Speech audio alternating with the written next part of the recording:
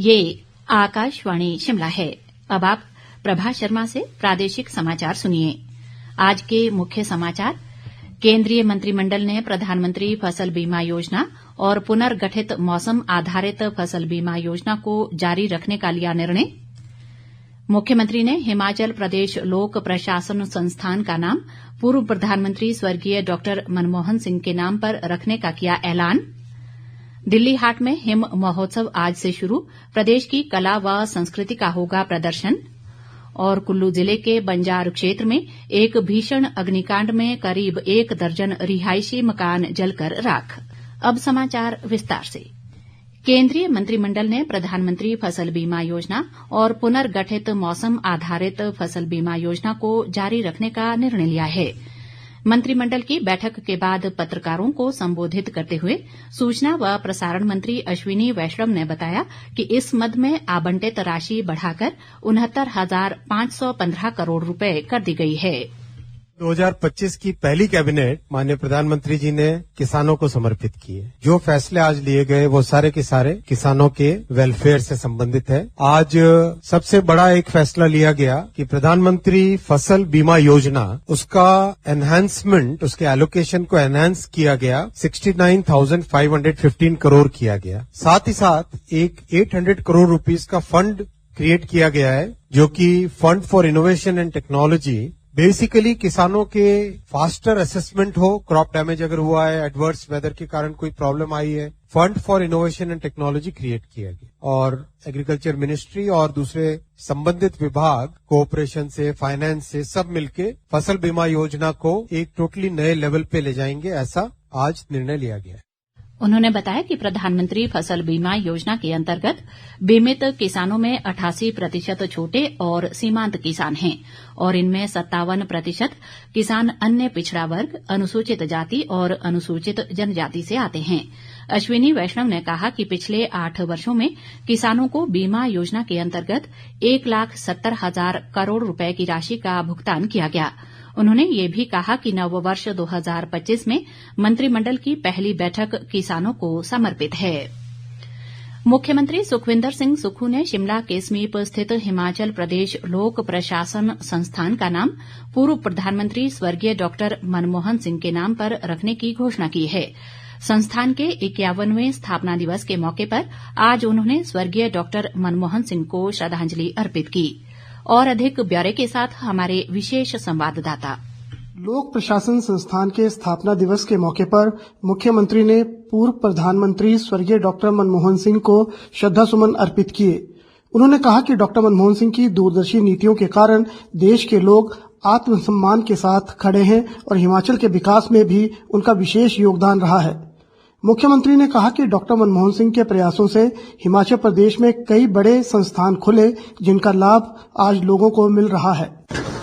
ये इंस्टीट्यूशन एक ऐसा 50 साल से प्रीमियम इंस्टीट्यूशन जहाँ से सारे आईएएस अधिकारी, सारे एचएएस अधिकारी, कर्मचारी प्रशिक्षण लेते हैं। प्रशिक्षण लेने के बाद सरकार की नीतियाँ जो समाज से जुड़ी होती है उनको जनता तक पहुँचाने का दायित्व इस प्रशिक्षण संस्थान के द्वारा उन अधिकारी कर्मचारी को दिया जाता है, क्योंकि ये मूल जड़ है जहाँ से हर योजना को अमली जामा बनाने के तरीके बताए जाते हैं। इस इंस्टीट्यूट का नाम डॉक्टर मनमोहन सिंह नाम से जाना जाएगा। ये इंस्टीट्यूशन।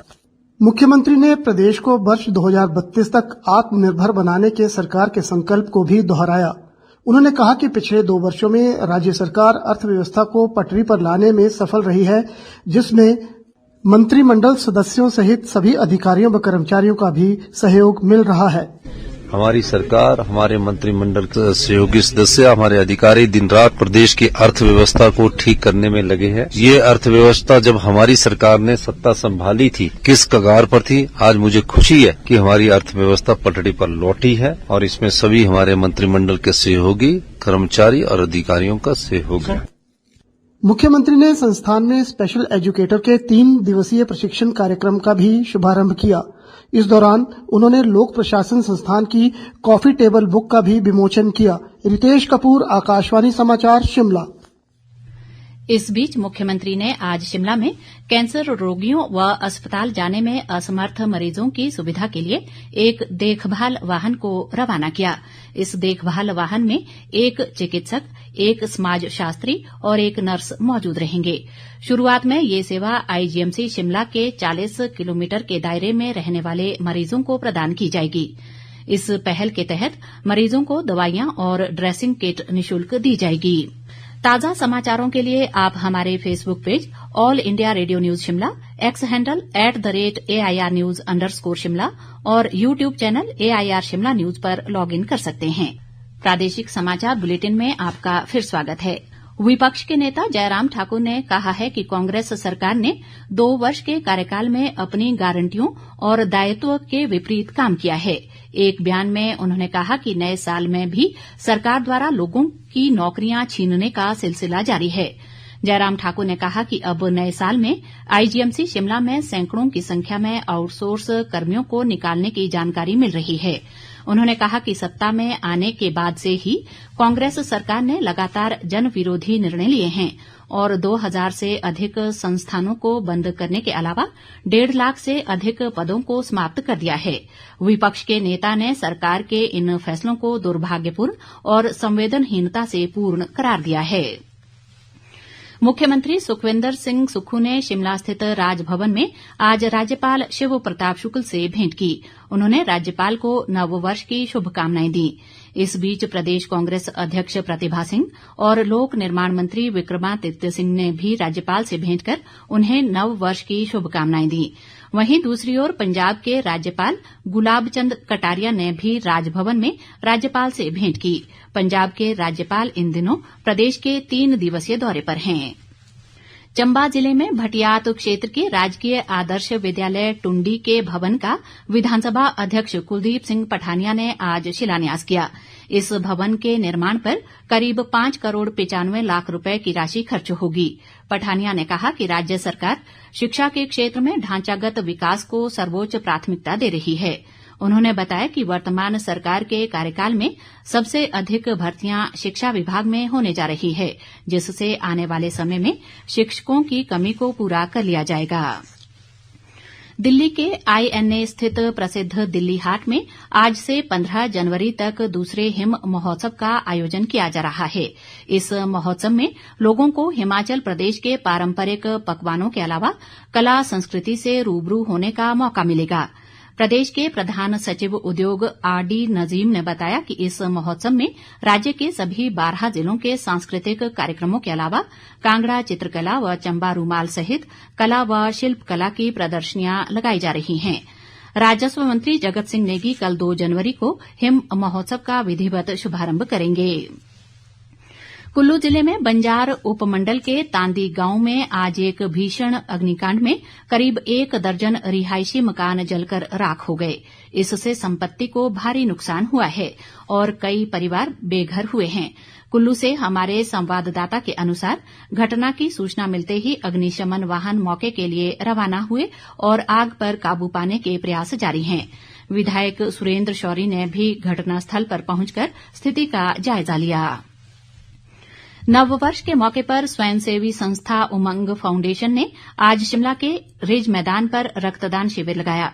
शिविर के शुभारंभ पर ग्रामीण विकास मंत्री अनिरुद्ध सिंह ने फाउंडेशन के सामाजिक कार्यों की सराहना की।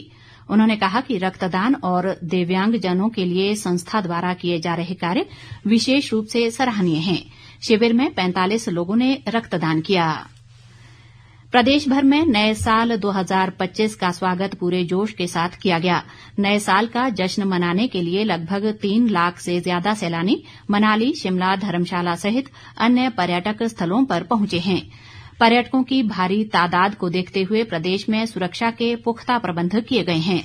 राजधानी शिमला के मॉल रोड व रिज मैदान पर आधी रात को आतिशबाजी के साथ लोगों ने जश्न मनाया।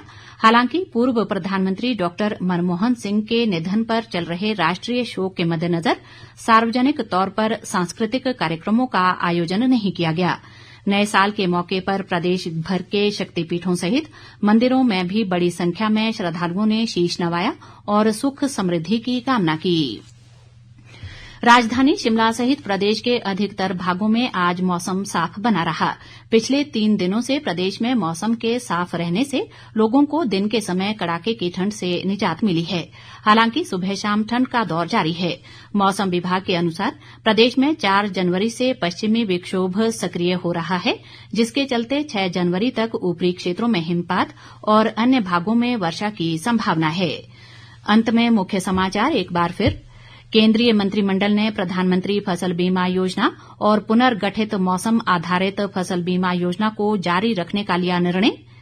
मुख्यमंत्री ने हिमाचल प्रदेश लोक प्रशासन संस्थान का नाम पूर्व प्रधानमंत्री स्वर्गीय डॉक्टर मनमोहन सिंह के नाम पर रखने का किया ऐलान। दिल्ली हाट में हिम महोत्सव आज से शुरू, प्रदेश की कला व संस्कृति का होगा प्रदर्शन। और कुल्लू जिले के बंजार क्षेत्र में एक भीषण अग्निकांड में करीब 1 दर्जन रिहायशी मकान जलकर राख।